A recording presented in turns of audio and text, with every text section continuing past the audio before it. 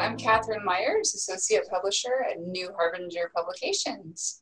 It's my honor to introduce Michael A. Singer, best-selling author of The Untethered Soul, and now The Untethered Soul, a 52-card deck.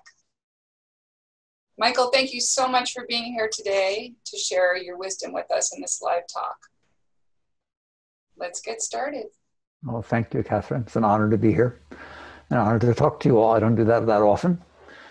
So I thought that for our conversation, we get a half hour together.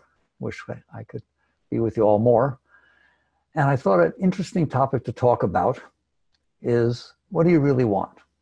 We talk about wisdom. People talk about attracting to themselves, the laws of attraction and all those sorts of things. But the question really is, from a spiritual point of view, what do you really want? And religion's about what you're supposed to want. And we know how that works. Spirituality is not about that. Spirituality is about looking deeply within and seeking truth, clarity. That's what it's about. So this discussion has nothing to do with my feeling what you should want, or you even feeling guilty or weird about what you do want. The question is, what do you really want?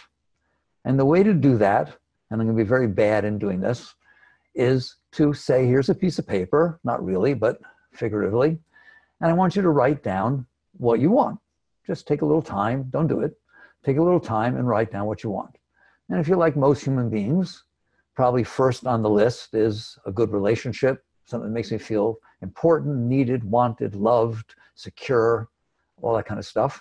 And so whether you're in a relationship, I'd like it to get better, so-and-so should behave in different ways, should understand me better, etc. Or if you're not in a relationship, how to find my, quote, soulmate, somebody who just fits perfectly with me and just fulfills the meaning of my life. And if we're really honest, we write down a nice house and a Ferrari, or at least some sort of a car, and perhaps children, and or perhaps a little time without the children, and we make our list. Nobody's judging, just be honest. You put that down. The purpose of this discussion is, no matter what you put on that list, unless you're very highly evolved, my experience is it's not really what you want. It's not that it's wrong. It's just not really what you want. And the way I prove that is as follows. Let's say you put down, I want a relationship. I want to meet somebody. I want to have that special relationship.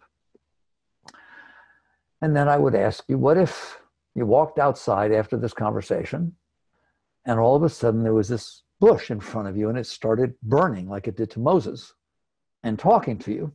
And its opening sentence was, I am the Lord your God, and I would like to discuss some things with you. And said enough things that it knew about you to where you were pretty freaked out that you're actually talking to an omniscient, omnipotent being, or at least bush. And the question that gets asked of you is, what would you like? What do you want? I can grant whatever you want. And having gone through this exercise with me, you feel, God, thank God, Mickey, I'm prepared. This is neat. I thought about it. And you say, I want a relationship. I want to meet somebody. I want to have that thing I've looked for my whole life. Or I want a house. Or I want the perfect job. I want a job that makes me, that fulfills what I'm looking for. And what God tells you at that point is, I can give you that. I have the power to give you that. But there's a caveat, which you probably want to hear before I give it to you, which is, I can give you that perfect person. They will be loyal to you. They will stay with you your entire life. But the caveat is that you will be completely unfulfilled. You will feel sad every time you come into their presence. You will not feel any love. You will not feel any joy, happiness, meaning. But they'll be there, and they will dote all over you, and they will just be the most perfect partner that they could possibly be. Or give you the job that you thought would be the most amazing thing, but it's hollow for you. You go there and you thought it would turn you on, but it doesn't. And you just loathe going to work and you're just not excited about it. So therein lies the, what do you really want? Because what you're going to find is, if you were given the opportunity to have a relationship with that person I just described, or have the job I just described, but it didn't do squat for you, and it left you hollow inside, you would say, I don't want it. In fact, if it's going to make me miserable inside, I really don't want it. Keep it away from me. And so to move quickly, because we only have a little time here, then I say to you, you lied to me when you said it was what you really wanted. Because it isn't true you wanted a relationship. It isn't true you wanted children. It isn't true you wanted money. It isn't true you wanted to travel around the world. It isn't true that you wanted, et cetera, et cetera. What's true is you wanted to feel good inside. You wanted to feel love. You wanted to feel joy. You wanted to feel inspiration, excitement, meaning. Those are inner things. They're not outer things. You listed the things you listed because you thought they would give you what you really want. And so wisdom, yoga, spirituality is about going deeper. Buddhists talk about working at the root. So the truth of the matter is, the only thing you needed to write on a piece of paper when I asked you, what do you really want, is a sense of total well-being. I want to feel love. I want to feel joy. I want to feel inspiration. I want to feel meaning and depth. And you made the mistake of doing it what I call indirectly, by saying, I want something outside that I think will make me feel that inside. So without belaboring the point, to go deep and to really be on a spiritual journey, you don't let yourself do that anymore. Because I'm sure there are plenty of times that you said, oh my God, if only this happened, I'd be fine. And you know that didn't turn out that way. Even if it did for a moment, it didn't stay that way. It's not like there wasn't anything else you ever wanted. And likewise, if something was bothering you, you sat there and said, if only that would go away, I'd be fine. That again is not the truth. So you come down to the point where eventually you be totally honest with yourself. It may sound selfish, but you'll see in the end it's not.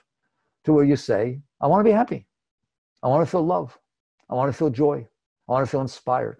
I want to be turned on inside all the time. So now if that burning bush was sitting out there and you were wise enough that when God said to you, what do you want? And you said that, whoa, you're a winner, right? How can you lose if from the moment you wake up in the morning, you're turned on, you're inspired, you're excited, you can't wait to see what's going to happen for the rest of the day, and you embrace it totally, and then at night, you've given everything you have, you put your head down, you fall asleep, you wake up again, I'm back, ready to go. That would be a beautiful life, and that's what you're looking for. You just think you need all these things in order to get that. So now we go to the next step of what do I really want? And the question that gets asked by a person who's deep and wants to go spiritually is, yes, I want to feel okay inside. That's really what I want. The outside is not what I'm about. It just seems to, in my past, I've had the experience that the outside changes how I feel inside. And that's what a wise person starts to realize. That if certain people walk up to me and they say certain things at just the right time in just the right way, it turns me on. If the same person walks up to me at the wrong time and says the wrong thing in the wrong way, it turns me off. So I now have taken on the task of manipulating, controlling everybody who walks up to me so that they say it right, what I want at that time, and they don't say what I don't want. And it just comes down to I have this list of what I want and what I don't want. And most human beings, and most means 99.9%, have devoted their entire life to getting what they think they want and avoiding what they think they don't want. And the emphasis on the word think. Versus it becomes much simpler when you realize what I want is to be okay. I want to feel love. I want to feel joy. I want to feel happiness and inspiration. So now as you look at that, the next question becomes, why don't you? Because your experience is, I can only feel those things if the outside comes in through my senses in a certain way. So the depth, where you start to get spiritual and you go deeper into this, is you ask, why is it like that? Why is it that if I get what I want, it turns me on? And if I don't get what I want, it turns me off? And if I get what I don't want, it definitely turns me off. And if I don't get what I don't want, I feel relieved. We take that for granted. A yogi takes nothing for granted. A spiritual person questions everything. Why is it that the only thing that really turns me on is when the outside world is exactly the way that my inner state decided it wanted it to be? And we could go very deep into this and talk about it a lot, but I want to do it very quickly. You could create any situation. The story I always tell that I use is you just read in the newspaper that there was a 1942 penny that was minted in Denver that's worth $6 million. And the rumor is that it's floating around your neighborhood. Well, all of a sudden, when you go into the store and get change, you're looking at your pennies. And you never looked at them before. They never did anything for you. Now you're excited about getting the change. In fact, you asked the cashier, I want it all in pennies. but it's 90 cents. I want pennies. All right. Like your whole mindset changed. Your whole relationship to life changed because you got into your mind the thought that I want to find a 1942 Denver Mint penny. And if all of a sudden you are given a penny and you look at it and it says 1942, all this rush of energy and spirit rushes up inside of you, excitement, enthusiasm. And then you see it's got a P for Philadelphia instead of a D. And all this depression and letdown happens inside of you. Don't you realize you're doing that? Prior to you reading that article in the newspaper, there wasn't any penny anybody could give you that would do that to you. You are doing that to yourself. So what you start to realize is that when your mind has a preconceived notion that something will make me happy, you believe that penny would make you happy. So therefore you're looking for it, you want to get it. So you project it out into the world that I'm going to be okay if I find that penny. I'm going to be okay if I find the right relationship. I'm going to be okay if I find the right job. I'm going to be okay, et cetera, et cetera.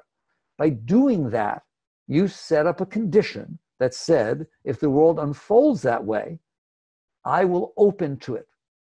I will be receptive. The word is open. We're all spiritual people. We understand the word open. It means my mind will be receptive. My heart will be receptive. And it is because you open that you feel the joy. Objects do not give you joy. That which turned you on turns somebody else off. That which turned you on today turned you off yesterday. All you had to do is hear one more thing, and your whole mindset changed. So it is not proper to think that there's something out there that will ring your bell.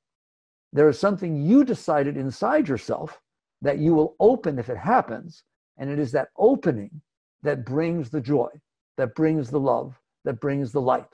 And that's an absolute truth. It's always that way. Likewise with closing. If you decide, I don't want to see a snake, I don't even want to know there's such a thing as a snake, then your whole life is in big trouble. Because if you see a rope, you think it's a snake and you close down. If on the other hand, you don't have that issue with snakes, you see a rope and it's a rope. And if you happen for a moment to think it's a snake, no big deal. But if your mind has decided, I don't like snakes, I don't want to see a snake, you know what it's going to do to you. So it is this conditioning of the mind, we call a mindset. It's a conditioning of the mind that makes it so that things turn you on and turn you off. And that's where you get your list of what you want and what you don't want. It is not true that you want those things. What you want is something that will open you so that you can feel the joy that is natural when you're open. And you don't want the things to close you so that you get blocked off from any joy and you get this sense of depression. So you have a choice, even right at that point, and we haven't even gone deep yet. You have a choice. Do you want to spend your life deciding what you want and what you don't want, and then chasing it outside? Or do you want to sit there and work inside to realize all I really want is the joy and the love, and if I stay open, I can have those. I don't need outside conditions to keep me open. So I make a very important point, because in spirituality it gets mixed up. Spirituality is not about renunciation. There's no renunciation. Renunciation says, I've decided what it is that will make me happy, and I'm not going to do it. Well, that sounds rather absurd, all right? Spirituality says, it was stupid of me to decide what will make me happy instead of being happy with life, instead of being grateful and turned on by all of the amazing things that are happening in front of me and all the past experiences I got to have. Why don't I just enjoy all that and then come into life filled with love, filled with joy, and give the whole of my being to the moments that are unfolding in front of me? That's what spirituality says. So it's not about renunciation. It's not about things are wrong and things are right. It's about understanding that you did this. You did this with your mind. You set up conditions in which your mind would open, and then your heart opens, and conditions in which your mind would close and your heart closes. So spirituality is very, some people say spirituality is not logical and rational. It is so. It's saying to you, why are you doing that? If you want to have a beautiful life, spin around a planet in the middle of nowheres, why don't you just open? It's your heart, it's your mind. It doesn't need conditions to open. It's just you don't know how to do it. It's you've become used to, programmed, habitual, that you had a past experience. This, by the way, this is where it comes from. How did you decide? How did your mind decide what it is you want and what you don't want? You did not make those decisions. They were programmed into you by your past experiences, all of them. So you had a past experience where something was nice with a certain person, they looked a certain way, they had a certain name, they drove a certain kind of car, whatever it is. And you really was high for you. It was beautiful years and years ago. Now one of those things shows up. You meet somebody with that name. As shallow as that sounds, don't kid yourself. You meet someone with the name of your ex, you close down, even though it's not the same person. You meet someone with the name of who you had your first date with in high school, that it was a wonderful relationship, and you open up. And likewise, when you see a car they had a nice experience in, it turns you on. So you are programmed by your past experiences such that if they were good experiences, they tend to open you when something reminds you of them. When they were negative experiences, they tend to close you. And that is where you get your list of what you want. That's why all of our lists are different. Everyone's list is totally different. Someone tells you the list is the same as yours, they're manipulating you, because everyone has had different experiences. And based upon those experiences, it left these impressions on your mind, and you came up with this list of what I want. So when you make the list of what you want and what you don't want, you're really making a list of your past. That's how you came up with those things. Even colors that you like, anything.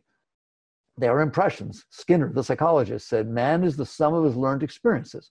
It's not true. It's true that your mind and your heart, your personal heart, are the sum of your learned experiences. But you are in there noticing this. So I make a big distinction with BF, right? That you are in there and you are noticing that your mind is the sum of your learned experiences. And it is. That's where psychology meets spirituality. Psychology is right.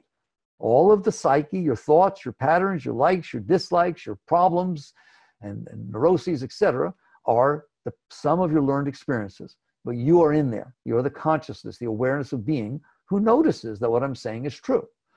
So basically, you come to the point where you have to decide, do I want to continue letting my past leave impressions on my mind and my heart such that only certain things will open and close me, and then I will spend my life chasing after, manipulating, controlling, conniving, whatever you want, the world around me, so that sometimes it unfolds the way I want?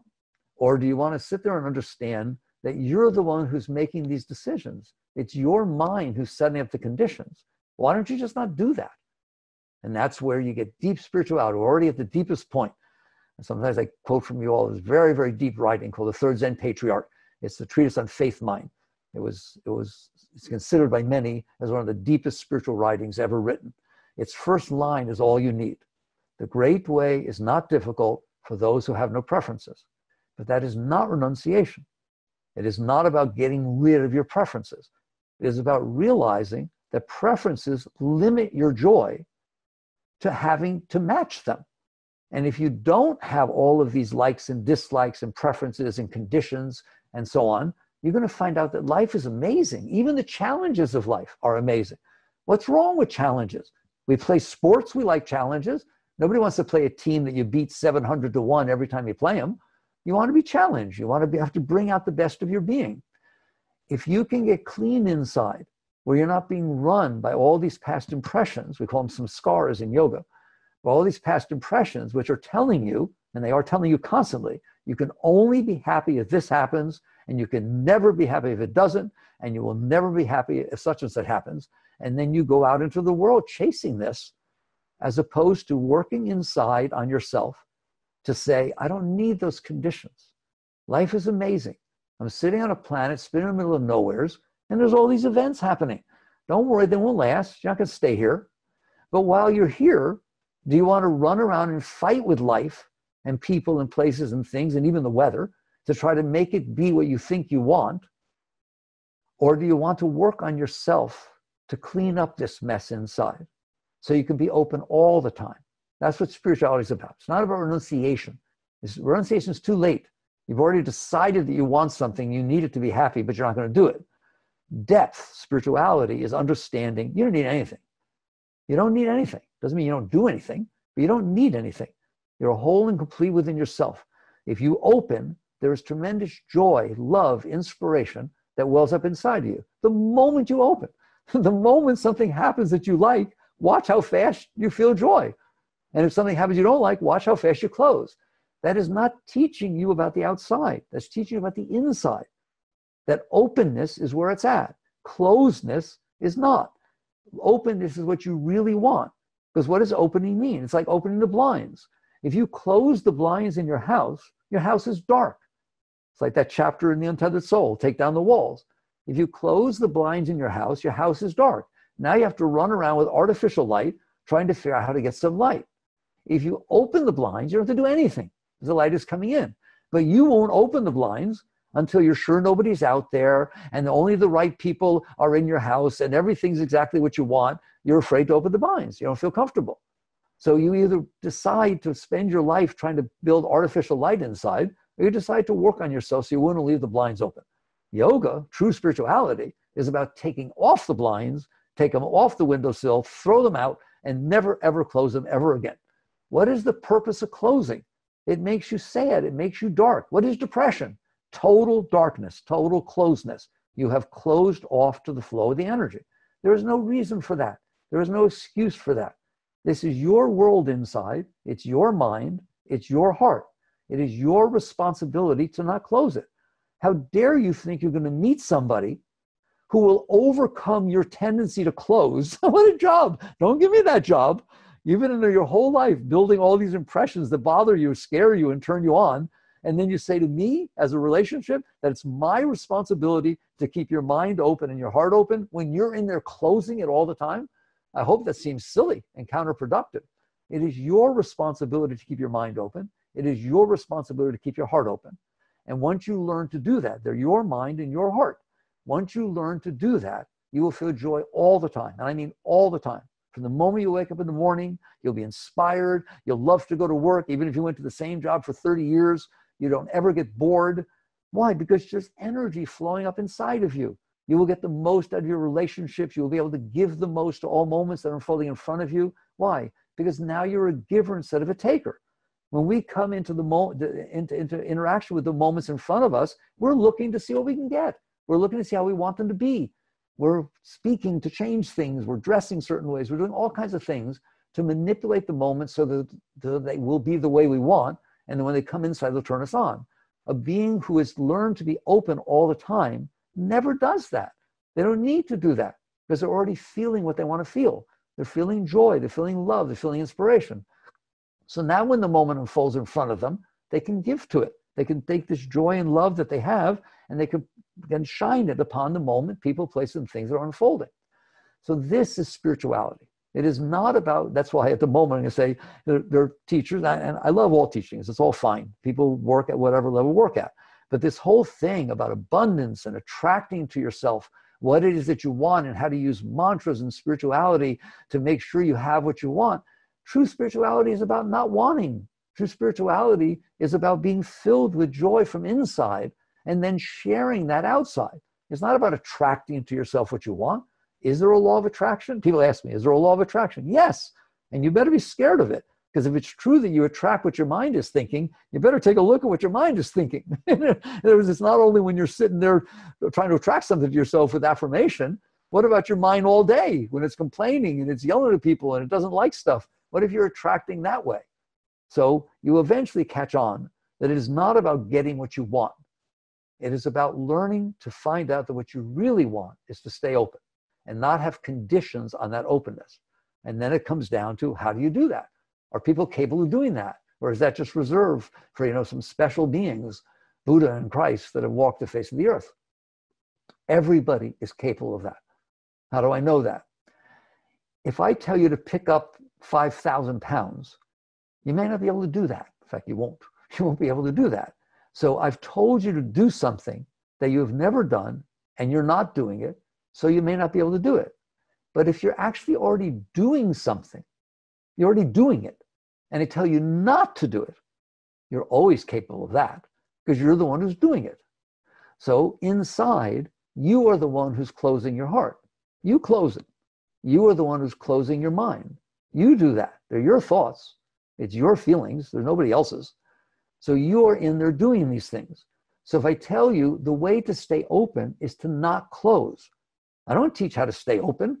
That's more like finding out how to get what you want. I'm interested in you learning to not close. What a difference. If I say to you, I want you to open your heart right now, you wouldn't even know how to start. But if I say to you, somebody says something you don't like, don't close, you know where to start, right? Because it's happening inside of you and you see the tendency to do it. All I'm asking you to do is don't do that. And I'm telling you that will take you the whole way.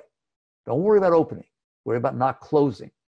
There are going to be events that unfold in your life that naturally open you. A beautiful sunset, a bird singing.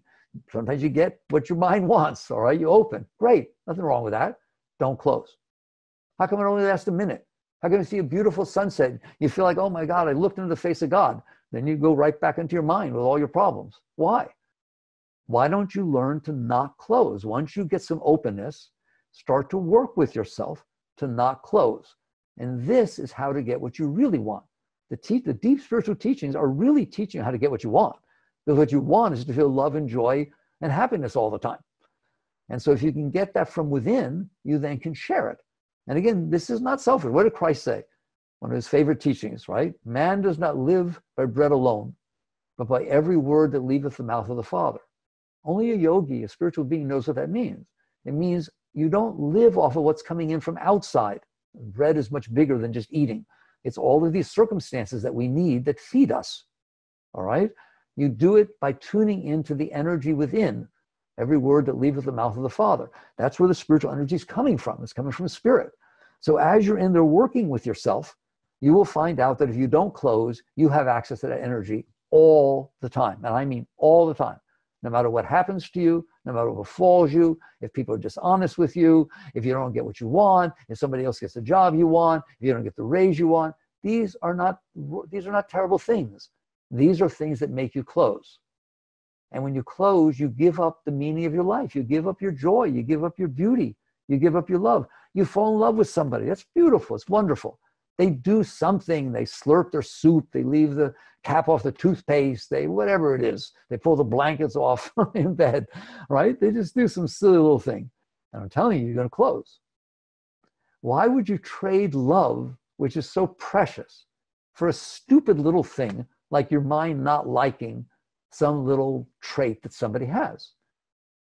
I'm encouraging you to look at it that way and say, I'm ruining my relationship and giving up love by deciding to not like what this person did or deciding to not accept this or accept that. That's why now you're at the core of spirituality. Acceptance, surrender.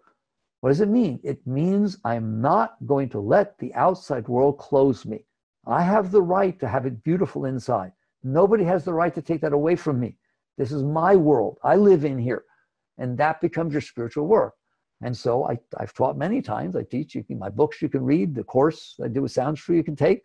It goes into how do you learn not to close? Because that's what matters.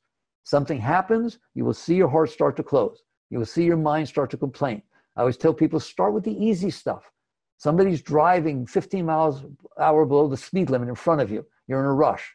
Watch what you do to yourself. You're not talking to that driver. They don't hear you. You're not doing anything of any meaning, but you're in there bothering yourself. You're in there closing yourself. I can't believe he's doing that. Look, the sign's right there. Why can't he read this? What's wrong with people? What are you doing? You're making yourself miserable. Stop it. That's where spirituality is. Don't worry about finding what you want. That's too limiting. Learn how to stay open in the face of whatever's happening. If it rains when you don't want it to, if it's too hot, don't let your mind close you. Why would you close about the weather? You don't want any weather? Weather's a nice thing. It's good that it rains. The plants really need it, all right? And you need the plants.